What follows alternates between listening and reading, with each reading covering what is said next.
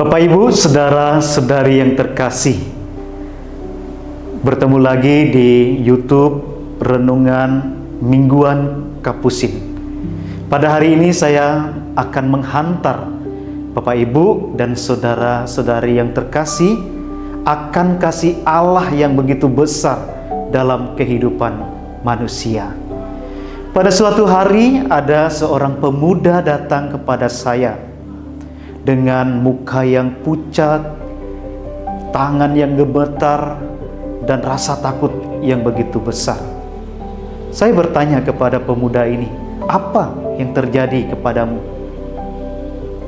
Ia mulai menceritakan apa yang ia alami.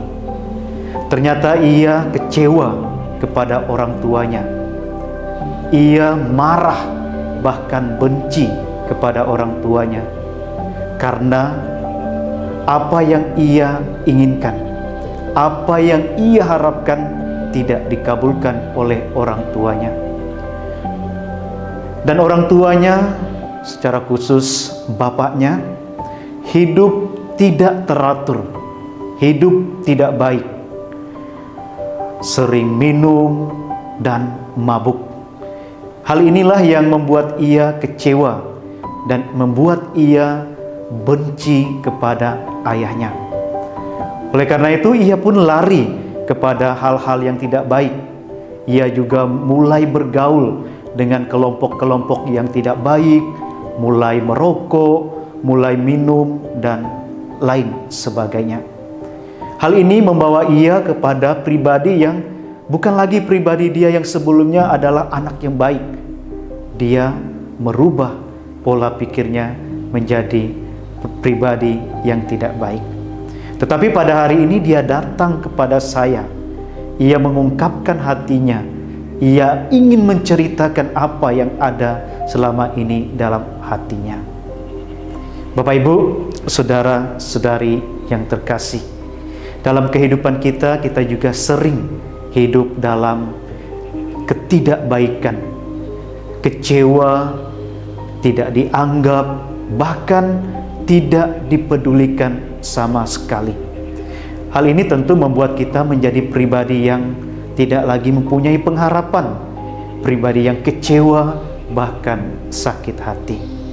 Tetapi pada hari ini Tuhan Yesus mengajak kita dalam kelemahan, dalam kerapuhan, dan dalam keterpurukan kita ada cinta yang senantiasa membimbing dan menuntun kita. Cinta itu ialah Yesus sendiri. Hari ini Yesus mengajak kita bangkit dari keterburukan kita. Yesus mengajak kita untuk meninggalkan segala sesuatu yang menyakitkan, bahkan luka yang ada dalam hidup kita. Oleh karena itu, Bapak, Ibu, saudara-saudari yang terkasih, pengharapan bagi orang yang senantiasa menyerahkan hidupnya kepada Yesus tidak akan mengalami kekecewaan. Yesus akan senantiasa mendampingi, menemani, bahkan menunjukkan jalan yang baik sekalipun kepada mereka yang mau menyerahkan hidupnya hanya kepada Yesus. Bacaan-bacaan suci pun yang kita dengarkan pada hari ini memberikan pengharapan dan kepastian bagi orang-orang yang mengikuti Yesus. Yesus sebagai teladan dan Yesus sebagai cinta itu telah menunjukkan kasih-Nya kepada dunia dengan menderita, wafat, dan bangkit. Dan kebangkitan Yesus memberikan kemenangan bagi orang-orang yang senantiasa berharap kepadanya. Nah, lantas kepada siapa kita berharap? Kepada siapa kita datang ketika kita mengalami cobaan, kesulitan, bahkan tidak ada pengharapan sekalipun dalam hidup kita? Yesus adalah jawaban satu-satunya. Oleh karena itu, Bapak, Ibu, saudara-saudari yang terkasih, ketika kita mengalami penderitaan karena mengikuti Yesus, ketika orang lain menceritakan kita karena kita berbuat baik, jangan pernah kecewa. Akan ada harapan, akan ada kebahagiaan dan akan ada sukacita bagi kita yang melaksanakan tugas dan perutusan Yesus ini. Bapak Ibu, saudara-saudari yang terkasih, mari kita berharap kepada Tuhan. Mari kita menggantungkan hidup kita kepada Tuhan, dan yakinlah Tuhan akan membimbing dan mengarahkan hidup kita ke jalan yang baik.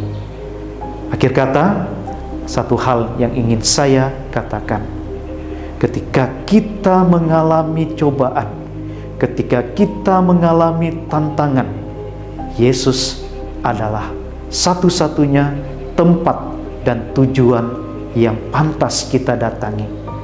Kita tidak harus datang kepada orang-orang pintar, kepada hiburan-hiburan yang memberikan kebahagiaan sesaat kepada kita, tetapi hiburan, sukacita, kegembiraan yang kita temukan dari Yesus, kehidupan yang kekal dan membawa kita kepada kebaikan dalam hidup kita.